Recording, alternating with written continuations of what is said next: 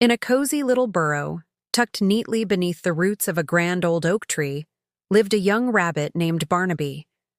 Now, Barnaby was a cautious rabbit. So cautious, in fact, that he only ever ate the thin, tasteless grass that grew right next to his front door. You see, Barnaby didn't like to explore. He didn't much like to think either.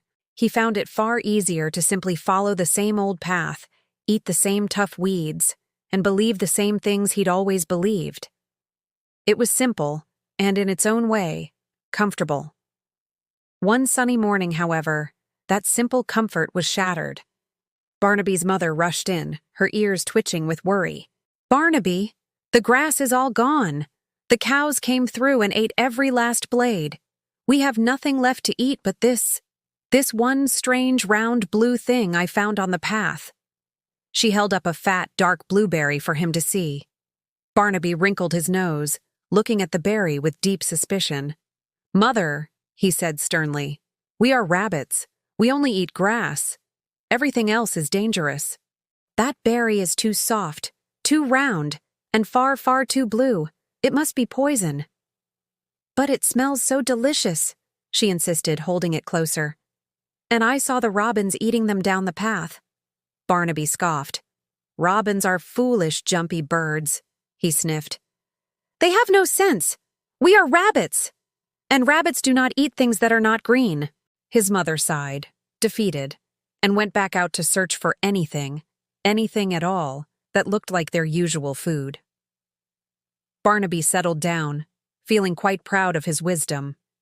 He was hungry, yes, but at least he was safe. His ignorance was a warm, familiar blanket.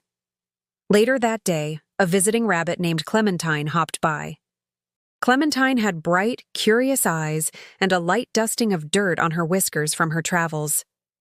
She stopped right by Barnaby's door and, to his horror, began nibbling on a handful of the exact same dark blueberries.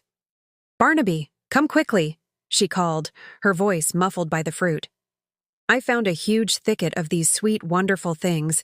They're the best food in the whole meadow." Barnaby cautiously peered out of his burrow.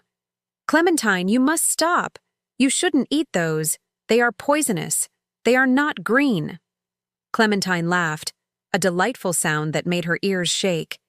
"Barnaby, these are called blueberries. They're sweet, they're perfectly safe, and there's a whole bush of them right over there. Have you ever even tried one?" "No," said Barnaby firmly, his voice full of certainty. "And I don't need to. I know they're bad. I've known for ages." Clementine just shrugged, a playful twinkle in her eye.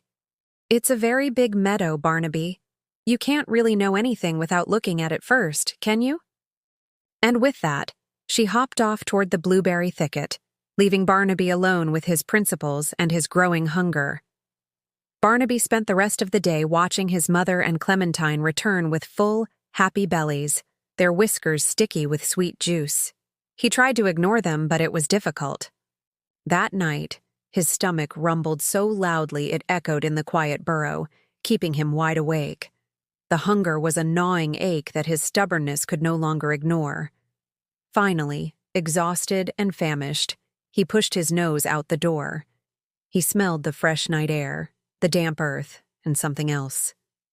The sweet, irresistible scent of the blueberries carried on the breeze. Taking a deep, nervous breath, Barnaby followed the path. His heart thumped against his ribs as he found the huge, sprawling bush, its branches heavy with the rich, dark fruit, gleaming like jewels in the moonlight. He looked at one berry, then at another. He thought of his empty, aching stomach, and he thought of Clementine's full, happy one. He remembered his own confident declaration, "I know they are bad." But did he? Really?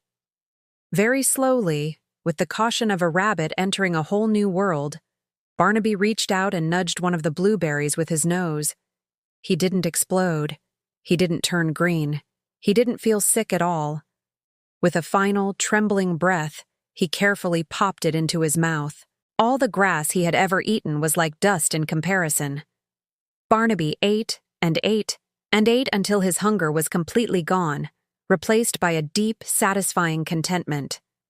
He realized that for weeks, He had chosen hunger and discomfort simply because he refused to challenge an old belief. He had refused to explore for himself. He returned home and, for the very first time, looked out at the huge, dark meadow stretching beyond his door, not with fear, but with wonder. There are so many other things I don't know, he thought to himself. Barnaby learned a powerful lesson that night. Thinking is always better than just guessing. The true danger isn't in the unknown, but in the stubborn refusal to explore, to learn, or to simply taste the blueberry. Thanks so much for watching this little story with us. Have a great day.